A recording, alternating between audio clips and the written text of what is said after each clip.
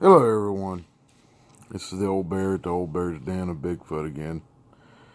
Um, we got a story here that kind of relates back to what happened to me when I was 16. Um,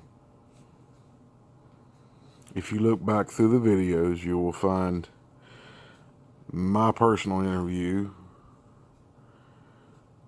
and if you watch it, you'll see how it pertains to me. Anyway, I had an old case file that I was looking through this past week when I was at work. Um, and just happened to be looking at it. I think it was Tuesday evening. Tuesday, yeah, Tuesday. No, I take that back. This was Thursday. Yeah, Thursday evening. We got done work early. I got done with work early and was looking through some of the files, some of my notes from cases. And in this instance, it happened about 20 years ago. It's one of the first ones that I really got interested, took time and wrote notes on and sit down and talk to the person. What happened to him was he was in the same area that I had my encounter. And he was doing basically the same thing I was. It was during deer season here in the wonderful, very beautiful state of West Virginia. In that instance, he was there I want to say he was there during the second week of gun season. Um, so it's after the week after Thanksgiving. He was out hunting. Um,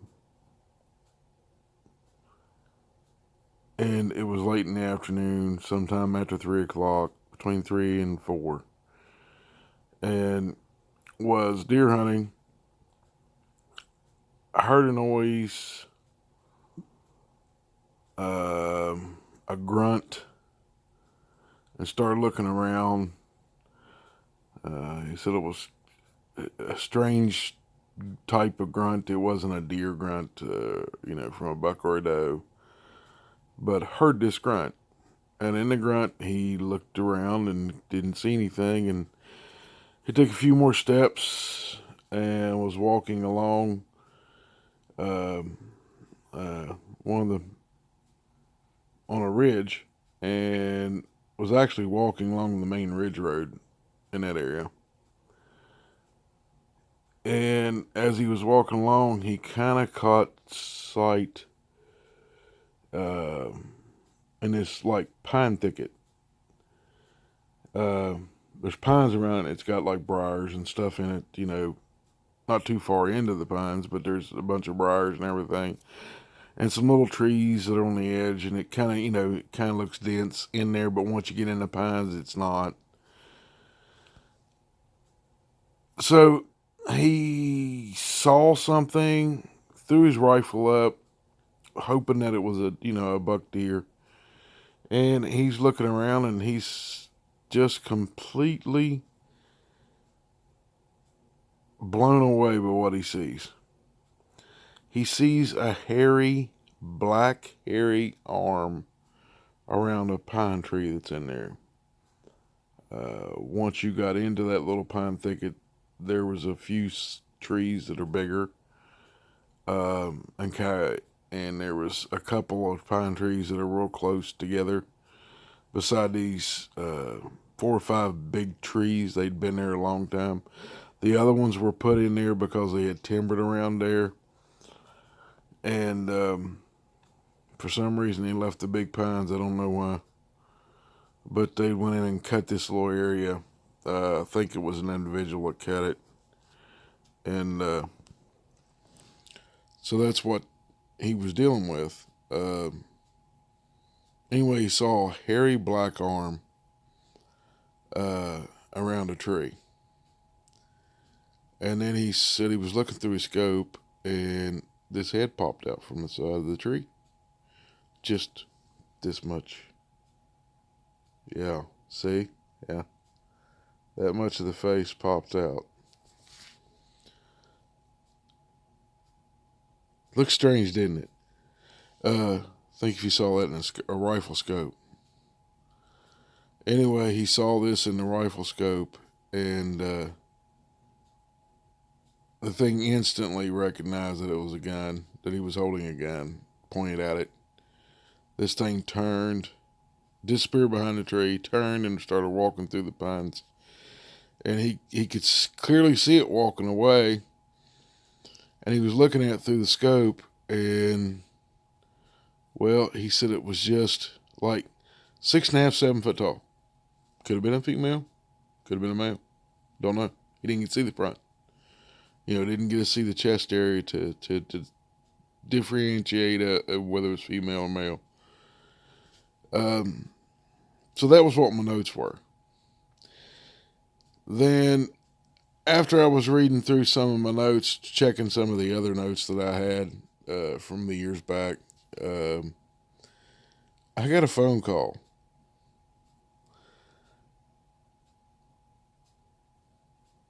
And it's kind of strange. This gentleman called me. Was telling me something that happened to him this past deer season. In the same exact area. Now, there's some information that I know about what I'm about to tell you that I'm going to give you a little tidbit of information to where it clarifies that I know that it's a very good possibility that what he saw was what I saw back when I was 16 years old. Anyway, ladies and gentlemen, here we go. This gentleman was also deer hunting on a day after Thanksgiving. Typically that day here in West Virginia, you got most of the women are out shopping. Most of the guys are at home watching football games because it's the day after Thanksgiving and they're still filled up on turkey and ham and whatever else their wives or mothers fixed. Because that's Thanksgiving around here is family day. Some of us go out hunting in the morning and then spend the rest of the day with our wonderful children and grandchildren and our wives and our dads and moms if we're still lucky enough to have our parents here on this earth. It's family. Your brothers and sisters are all around and nieces and nephews. It's usually a wonderful time. And this guy had decided that on Friday morning he got up early, went back out to where he's part of a lease in the same area that I saw my Bigfoot, my first Bigfoot that I seen at the wonderful age of 16. Yeah. 16 years old and see a Bigfoot. Scary situation.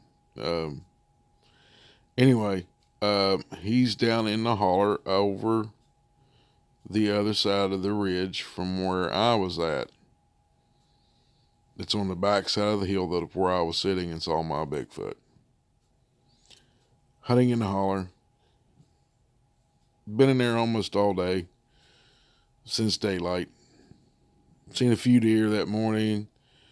Nothing he wanted to harvest. Went back to his side-by-side, had his lunch at noon. Said he took him a little nap. Probably sit down there in the sun or whatever. And took him a short nap, or sit on his side-by-side and take a short nap, he said. So he started, excuse me, sorry guys, don't mean to yawn. I apologize. So he started hunting around and was hunting around in that area and walked up the hollow.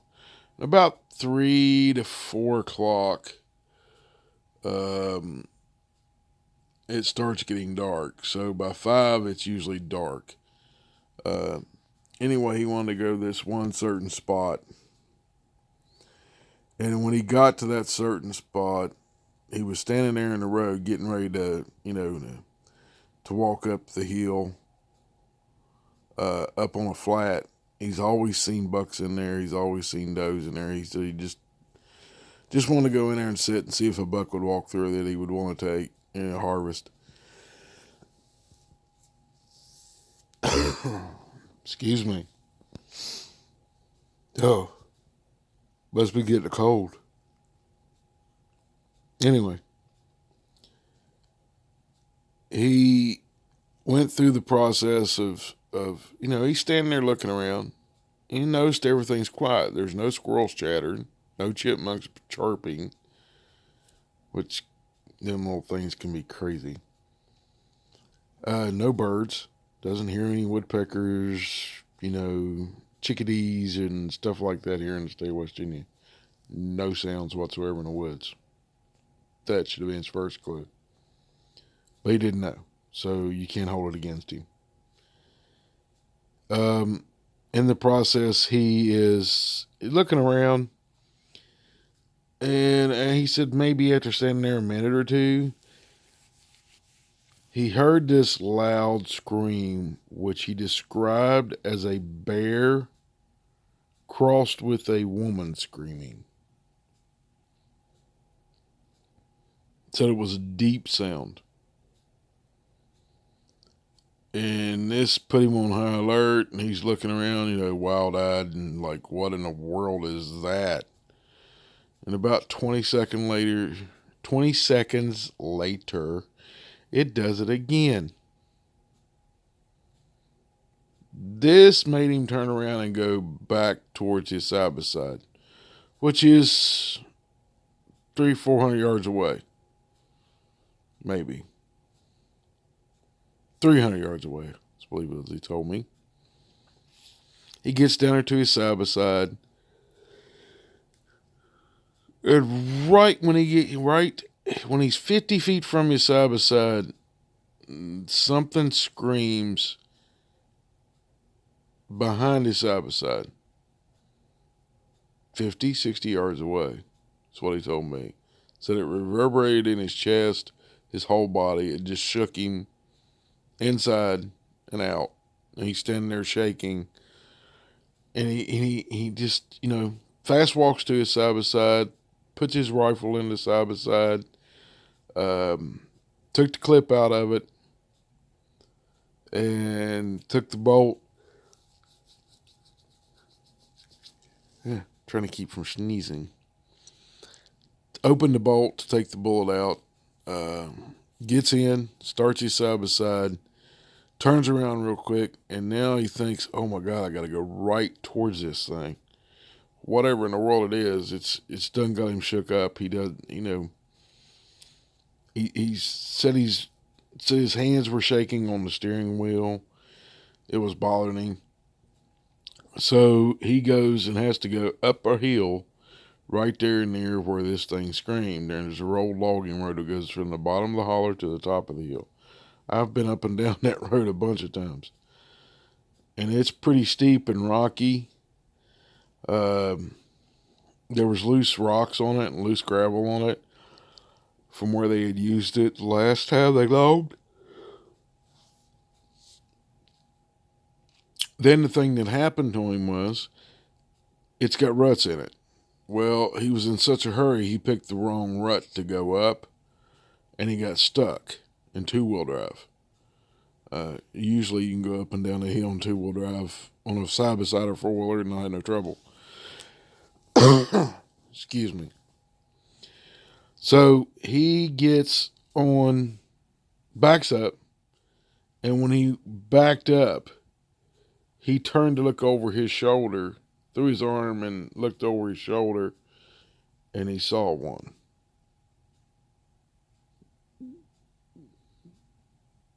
He said this thing was 9 foot tall. Chestnut brown hair all over its body. 4.5 foot, 4.5 feet to 5 feet across from the outside of your arms. 4.5, 5 feet. I'm 3 feet, 3.5, maybe 3.5 feet across my shoulders. Or no, not 3.5. Probably, maybe 3 feet. I don't know. Anyway, he's describing this thing, and he's telling me about it, and he's describing the same Bigfoot that I saw when I was 16, except bigger. I'm not sure that the one when I saw it, if it was a juvenile or a full grown. I think it was a juvenile because the way that it was acting, and it didn't have a lot of wrinkles in its face. He said this one had crow's feet. Kind of like a brow ridge and sunken in eyes, kind of like mine are right now, and where you see the blacks of my eyes right now, and you see the wrinkles under my eyes. He said these wrinkles ran all the way down its face, both sides. It was all wrinkled up. Nose is pushed down like this. Pushed down like that. Nostrils flared out on each side. Here's a distinguishing factor that I know that it was a Bigfoot that I saw. All right. Right here, there was a scar on the one I saw. It went over across to where your hairline would start. Like it had got cut or maybe got smacked by one of the parents or something. And at the time I saw it, it wasn't healed all the way. You know how when a scar seals up and then it turns like that reddish part? When it's not healed all the way, but it looks, kind of reddish through there. Well, he saw it when it was white. You know how a scar, after scar tissue turns white on the outside? Well, that's what he saw. That tells me it's the same Bigfoot. It's the scar that the Bigfoot had on it whenever I saw it 30-some years ago. Now, he sees one that looks like this, and it's got the same scar. That tells me that thing's still alive. Didn't know it. Like I said, I haven't been out there for quite a long time. Just don't go out there. Have no reason to want to go back out there. But this gentleman calls me with this, and I checked on it, as best I could. But I have no reason to doubt the gentleman. And nobody knew about the scar. Nobody. Not even my fellow investigator that interviewed me for my own story knew about the scar on this thing. Not even my wife knew about it.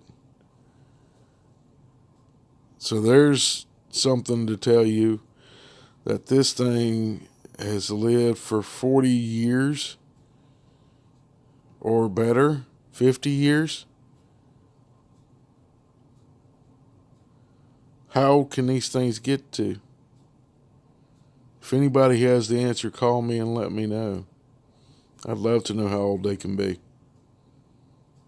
It would help solve a lot of questions a lot of people have. Anyway, thank y'all for watching. You all have a blessed and wonderful day today. And we will see y'all on the next video. The next one will be fun. We're going to take a look at what state road workers see.